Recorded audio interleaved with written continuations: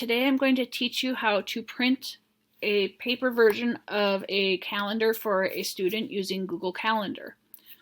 The first thing I want to explain or show you is a challenge that I ran into with printing, which is I typically use Google Chrome as my web browser, and when I went to print, you can go up here to your settings menu, click print.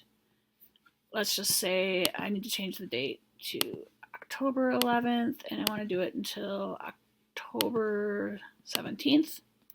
I don't need to show the weekends, and I'm going to click print. And then what happens is actually nothing. The dialog box went away, nothing else opened up, and I didn't have a printer show up down here. After getting kind of frustrated with this and I couldn't figure out what I was doing wrong, I finally realized I needed to close this. I may have forgotten to mention that I'm using a MacBook Air, which is what a lot of the teachers in our district use, I believe. I actually need to open it up in Safari. For some reason, the Google Chrome, I think it was my settings, I had pop-ups blocked and it wasn't allowing the print dialog to open for me. So now that I'm in Safari, I'm going to go to calendar.google.com. And you'll notice everything looks basically the same, maybe just a slightly different font style or size. And now I want to check one thing here, make sure that this is correct. Yep, period 1, Miss Eisenshank, Google Meet, R. Eisenshank, South 2020. Okay, so I'm going to close that. So now I have two options to print this. I can use my keyboard shortcut, which is Command P.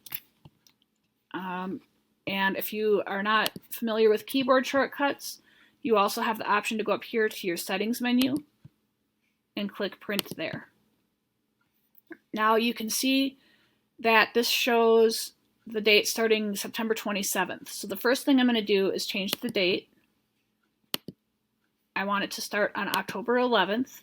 And for this student, I only need it to be for 1 week. So I'm going to have it end on October 17th. Okay. Then right now the font size is the biggest, which allows you to read it. It says 9 a.m. test, 9:20 a.m. test event.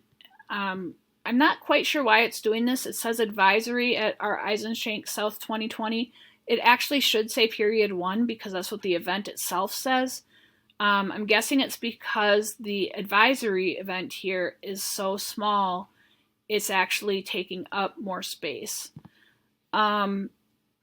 My workaround would be to just print it and handwrite the changes because it's pretty much impossible to get this text for that 15-minute period to show up at all different. I don't need to show weekends for this student because they understand that school is only Monday through Friday.